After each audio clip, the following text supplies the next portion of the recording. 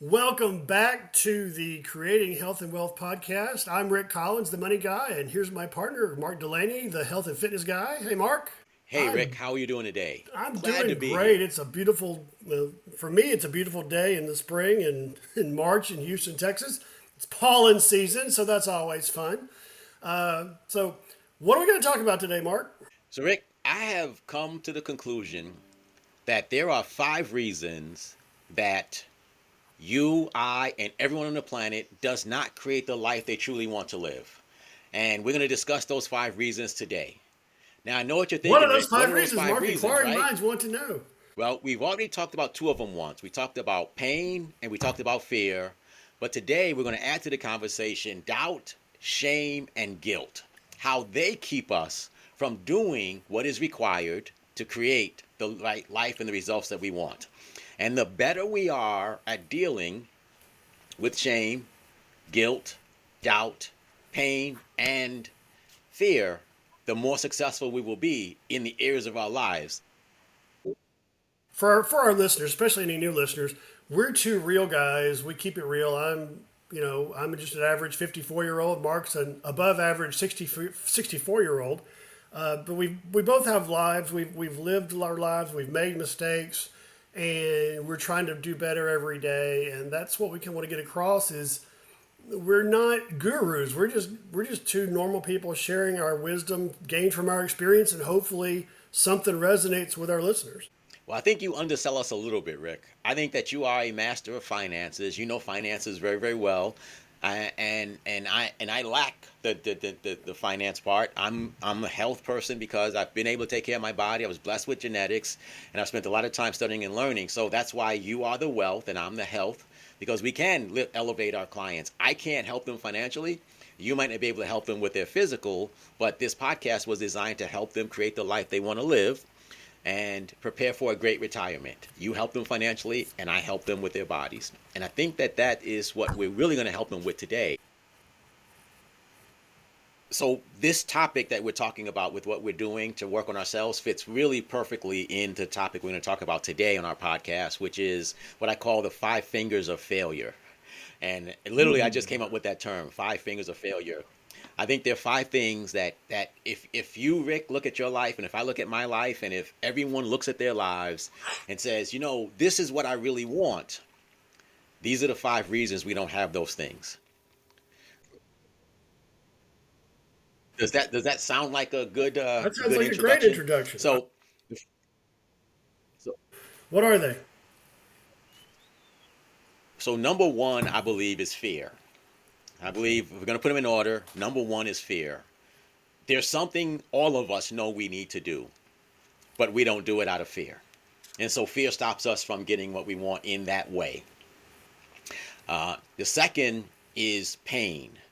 And pain is an interesting thing because there are really three. Pain is physical. There are really 3 types of physical pain. I don't want this to be overly technical, but there's the pain that we feel in our bodies, which is telling us something is wrong, but we often ignore it. There's the pain of too much exertion. Like we reach the point where we can't physically act anymore because our bodies aren't fit enough to do more. And then number 3, there's a technical pain of not knowing how to do what needs to be done to get what we want. And so we don't learn it, we're unable to do it. That's the second pain. So fear, Rick, any comments on fear? Have you Any heard comments on the pain so acronym? far Do before you we know? move Are you on? familiar with the acronym? What fear stands for? I am False familiar with it. evidence. Yes, I am. False evidence So it's appearing in our real. mental brain, in our mental prison that we sometimes find ourselves in. We have notions of ourselves and other people, our expectations, and whether they're right or wrong, they're real to us, and that limits us by causing us to fear something or fear not having something.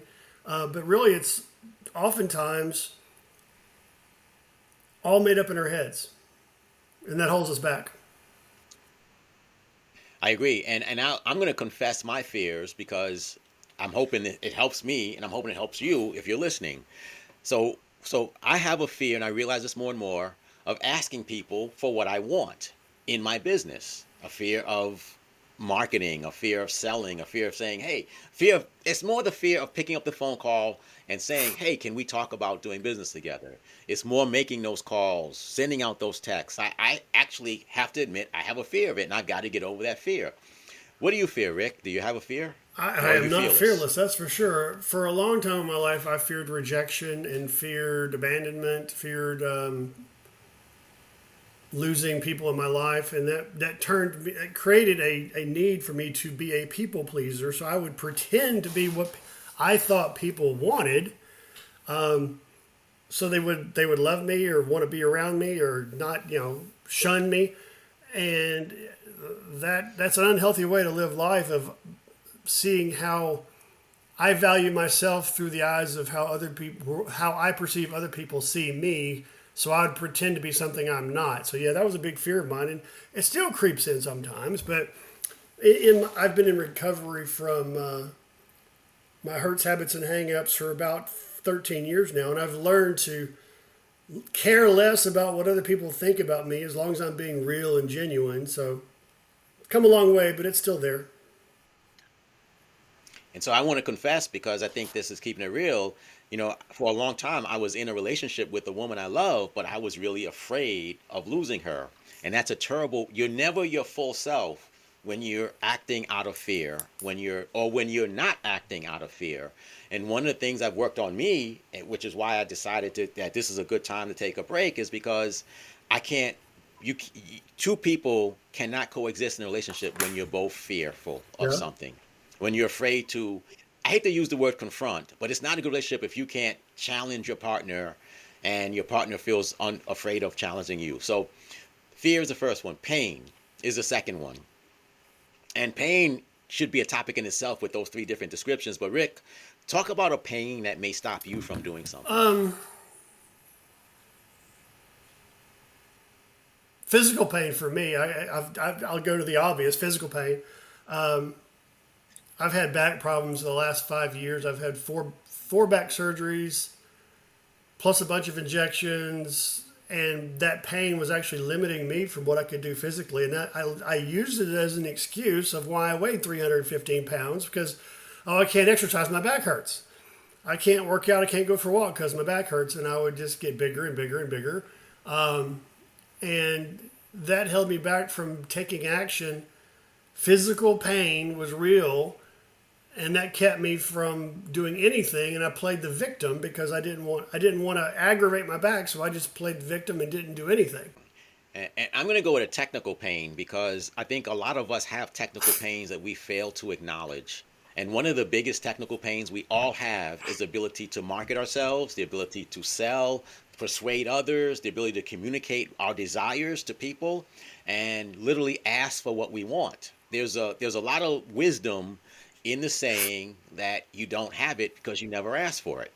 And so technical pain of how to ask effectively, how to communicate is a pain that I'm learning to deal with. And I think a lot of us have that pain. So any last thoughts on fear or pain before we move on to the third one? Pain is real, but technical pain or physical pain or emotional pain, can be a motivator if life is uncomfortable enough. Sometimes it can motivate you to make those changes, like we've talked about before. But sometimes it's a sign that I need some assistance from either a doctor or a counselor or a relationship with God, or something's not right in my life. I need to do something about it. So hopefully that moves people to get off the couch and make a decision about what they want differently. Yeah, and it's interesting because I think 80% of it is holding us back from getting the life that we want.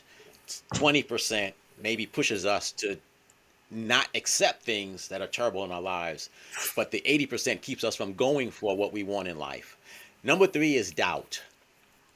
Doubt is when you kind of basically look at yourself or something you're about to do and you doubt your ability to do it. Oh, yeah, Rick can do it, Mark can do it, this person can do it, but for some reason we don't think we can do it.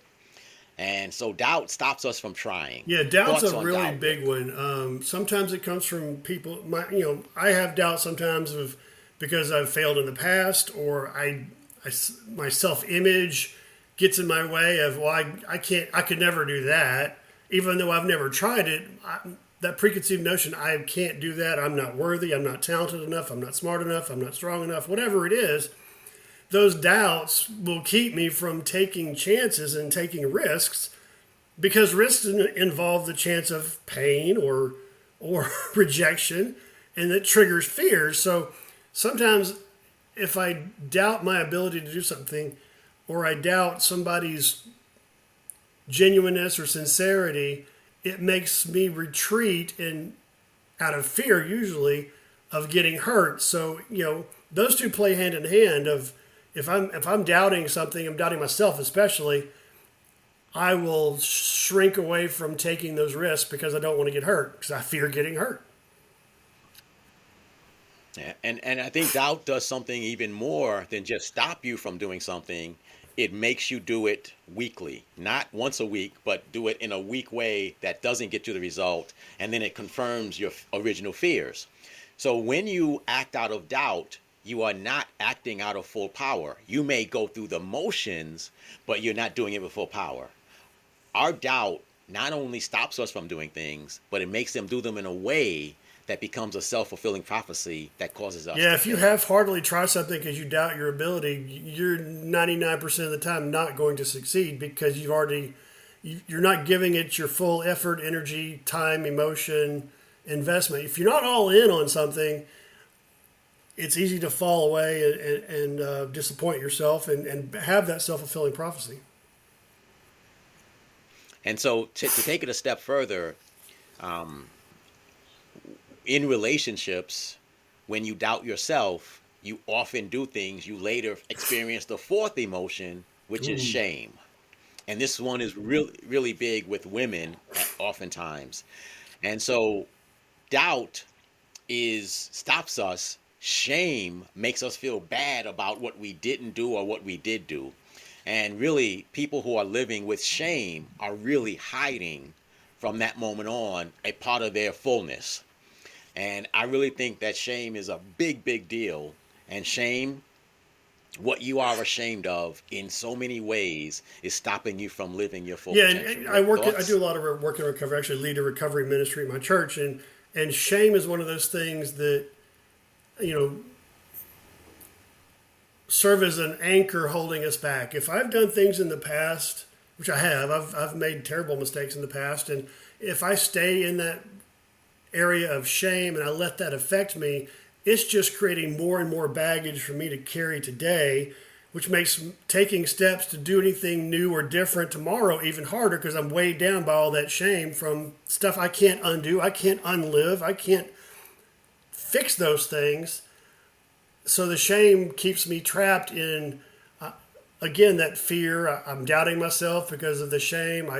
And the doubt creates fear and anxiety and inaction because shame is that anchor that in my view, that Satan uses to keep us held down.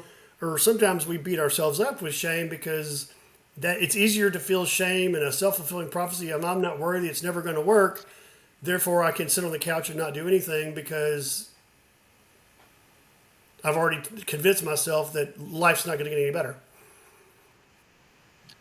And I think there's a Catholic, which is different from Christianity. For those of you who aren't 100% sure of that, there's a Catholic practice of confession, and it's the saying is confession is good for your soul.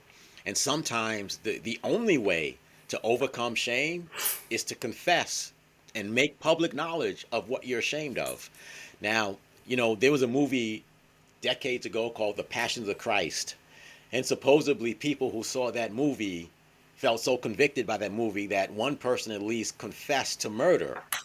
Now, I'm not suggesting that you go that far, but I am suggesting to you that wherever there's shame in your life, confront it and acknowledge it to yourself and to those others so that it no longer is an anchor around your neck Yeah, holding you sunlight down. is the best disinfectant. I don't know if you remember, well, I don't know if you know, but back in World War One and World War Two, when people would get hurt and injured, shot, blown up, whatever, they would actually have nursing beds outside in the sunlight because sunlight is a disinfectant. Well, the same holds true for the shame and guilt that people feel, if you keep that bottled up inside you, all it's going to do is fester and rot and eat away at you. So bringing that to light, even if it's just writing it down, being honest with yourself, being real about and raw about your emotions, about what you did, what you've incurred, the choices you've made. Not to beat yourself up, but just to acknowledge, hey, I've done these things. This is not who I am. This is who I was. Takes away the stigma of that shame, and talking to a trusted friend or an advisor or a loved one about your struggles also removes that stigma, that shame, and that shame that's holding you back, and it frees you from that baggage. And then this brings us to the fifth one, and that is guilt, which is very similar to shame. So, shame is something that we may have done or didn't do, and we feel bad about it, but it was about us. Guilt is something we did wrong or should have done or shouldn't have done, but it really is about other people. So I feel guilty, Rick. Like, for example, if I didn't produce this podcast on time, I'd feel guilty. Not because I'm ashamed, but because I feel guilty because I Yeah. let you down. Whereas shame is I did something and I feel like crap about it. They both have a similar effect on us, but shame is usually a bigger burden than guilt, because when we're guilty, I'm only going to be guilty around you. Shame, I'm shameful everywhere. I like the maze, the rabbit trail you led us down, and I think you did a good job. Nice save at the end. But for me, guilt is something, yeah, I feel bad about something that I've done. And if I do enough of those things, I will feel shame, which is I'm a bad person because I did those things. That's how I see shame and guilt. Is they're two sides of the same coin. Guilt is about an action. Shame is how I feel because I did those things. So yeah, it's internal versus external, like you said. Yes, but I really think that I don't feel guilty when I don't do what I say I was going to do for myself. I feel shame over it. I would feel guilty because I didn't do what I told you I would do, or my lady, or my mother, or my brother.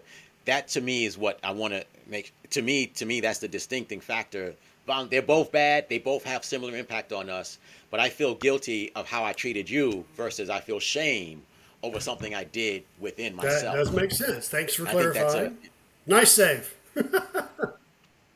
and I really think it's important that people understand which one they're experiencing, because we will avoid someone when we experience guilt with that person. Like, we don't always confess, hey Rick, this is what I did, I'm sorry, will you forgive me? And that's why guilt is so significant. So it reduces our relationship. You feel it, and especially happens in romantic relationships, right? If my lady and I, we're going through this separation because there's certain things that I'm not doing because of things that she does, and it becomes this cycle, and it creates a distance between us. And I don't want that to happen between us. And I hope that makes sense. Guilt is about my relationship with somebody else. Shame is about my relationship with myself. And I need people to understand which one they're dealing with. You can have guilt and shame over the same incident, but to understand the difference, I think, Yep, is I really agree. important. So those are the five fingers of failure. If you want to live a limited existence, be limited by pain, by fear, by guilt, by shame, and by doubt. Those five things those are the only thing between you and the life you want to live, in my opinion. Now, granted, I'm never going to be Michael Jordan or Tiger Woods or Tom Brady physically. However, I can be the best Mark I can be. Rick, you can be the best Rick you can be. Listener, you can be the best, whatever your first name is, you can be. One of the things that creates guilt, shame, fear, doubt is looking at the best in the world and comparing yourself to that person. And that's why I brought those people up. If I compare myself to Arnold Schwarzenegger when he was in his 20s, I'd be disappointing myself. However, I can compare myself to him now because in his 60s, he's not the same man, but I am a better man than I was in my 20s. So everything has to have a perspective. Rick, let's keep this show close to 30 minutes. So what are your final thoughts on this topic? Fear, shame, guilt, pain, doubt, they're all bars in a mental prison that we're stuck behind. The cool thing is you are your own warden and your own jailer. You can break free from what's holding you back. If you can be real and raw, talk to somebody about what you're struggling with, get the help you want or get the help you need to get the life you want, and break free of those five fingers of failure that are they're keeping you back. And Rick, I bet you can attest to this with people and businesses that those five fingers actually contribute to why so many people are obese and overweight today, because they cope with those five elements with food and a lack of movement, and they numb themselves with alcohol, drugs, and television, or sometimes illicit sex. And those things then create more problems that we're guilty of, we're shameful of, we feel pain over, and it just creates this cycle where a life is devolving instead of evolving into Shame better. and guilt and fear they're limiting, and oftentimes people will need to have a coping mechanism, like you said, whether it's junk food sitting on the couch, or being a workaholic, or being a bulimic, or being alcoholic, or a drug addict, or a porn addict. Whatever makes you feel better or numbs you out is just masking the underlying pain and the source of your discontent. And until you figure out what that underlying cause is and address that, your life is going to be limited, because you're carrying around a bunch of unnecessary baggage, and you're using a coping mechanism to mask the symptoms, not the cause. I think and every client that I've ever worked with who struggled with their weight, there was one of those five things that was keeping them from doing it. And in your case, Rick, you talked about pain. It hurts, so you decide not to do it. Once you overcome that, now you're doing it, and you have less pain, right? People who haven't saved for retirement come to me in their 50s going, I've screwed up, I can't, I'll never be able to retire. And then I show them how they can change their direction and do something. And it gives them hope that they're not a terrible person. They can get past the fear and the doubt of life's going to be terrible.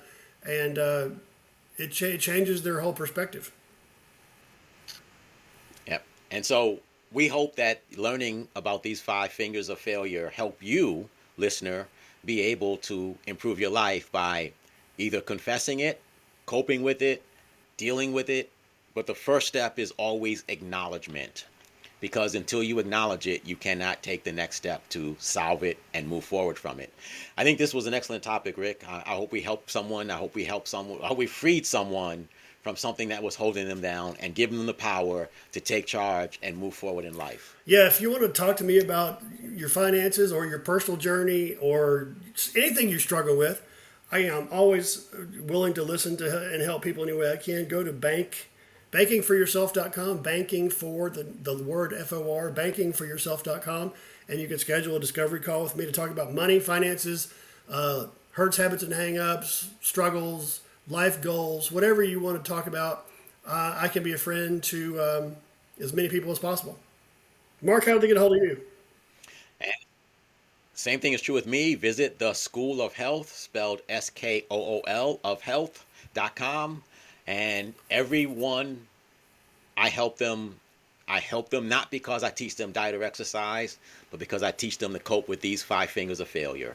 Because behind every significantly overweight person is either pain, guilt, fear, doubt, or shame. I promise you that. Rick, let's go out and have a great week. We have commitments to each other. Let's not let fear or doubt or pain or shame or whichever one I forgot come into our week. Let's cope with them. Let's move forward. Let's come back next week and show how great you can be when you free yourself from those. Everybody have a great week. See you same bat time, same bat channel next time.